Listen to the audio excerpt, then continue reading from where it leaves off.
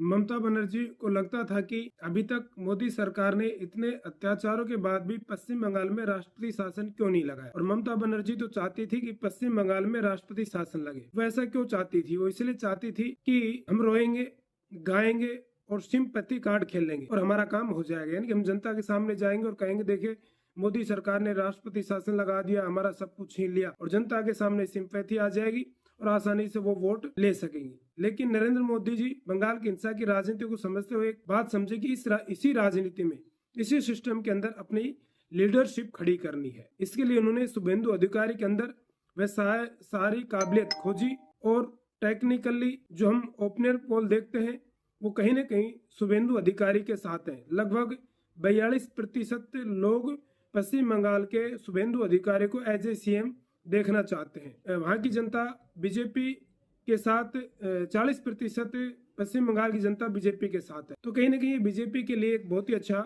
मौका है। अभी जो आंकड़े आएंगे वो उन सबको कटने के बाद में लगभग 129 बीजेपी का ही रहने वाला है, बल्कि 129 के आसपास पिछले वोटों में थी और अब की बार ये बढ़ करके लगभग 200 के आसपास हो सकता है। और जो तृणमूल कांग्रेस है टीएमसी, वो घट करके 170 सीटों पर आ सकती है, उसका डाउनफॉल चल रहा है। आने वाले चुनाव में टीएमसी के लिए पहले जैसा कुछ भी नहीं रहने वाला है, सब कुछ बदलने वाला है और यह माने कि बदलाव की शुरुआत हो चुकी है। लेकिन इन आंकड़ों में प्लस माइनस 10-20 का रह सकता है, लेकिन आंकड़े लगभग यही है। इस कारण आपको वह आंकड़ा दिखता है।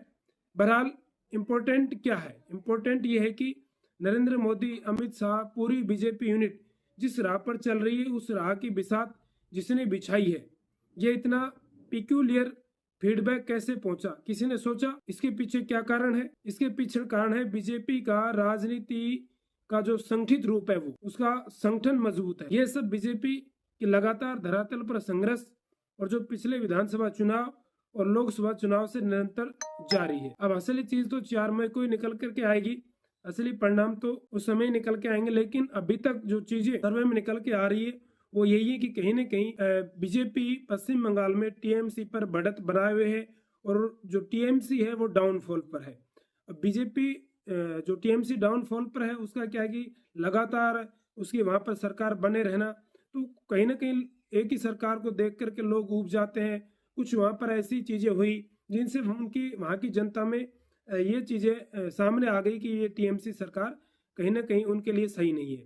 दूसरी चीज एसआईआर में भी बहुत सारे लगभग 90 लाख के आसपास जो नाम कटे हैं, उनकी वजह से भी कहीं ना कहीं जो टीएमसी है वो नीचे जा सकती है। हालांकि जो ममता बनर्जी है सुप्रीम कोर्ट तक पहुंच चुकी है एसआईआर के खिलाफ, लेकिन सुप्रीम कोर्ट ने स्पष्ट कह दिया है कि एसआईआर जरूरी है कि जो असली वोटर है वो असली वोटर रहेगा और जो फर्जी है उसका नाम कटना चाहिए, लेकिन फर्जी के नाम पर किसी असली वोटर का नाम नहीं कटे। तो सुप्रीम कोर्ट ने स्पष्ट गाइडलाइन जारी कर दी है, एसआईआर जारी रहेगी और जो एसआईआर रिपोर्ट आई है वही लागू होगी, उसी हिसाब से मतदान होगा। तो बने रहिए दोस्तों मेरे साथ, लगातार पश्चिम बंगाल की कवरेज हम आपको लगातार देते रहेंगे। और जिन भाइयों ने मेरा ये चैनल सब्सक्राइब नहीं किया, फॉलो नहीं किया है, फॉलो करें और मुझे बताएं कि पश्चिम बंगाल के चुनाव को लेकर के, वहाँ की सरकार को लेकर के, बीजेपी को लेकर के आपकी क्या राय है।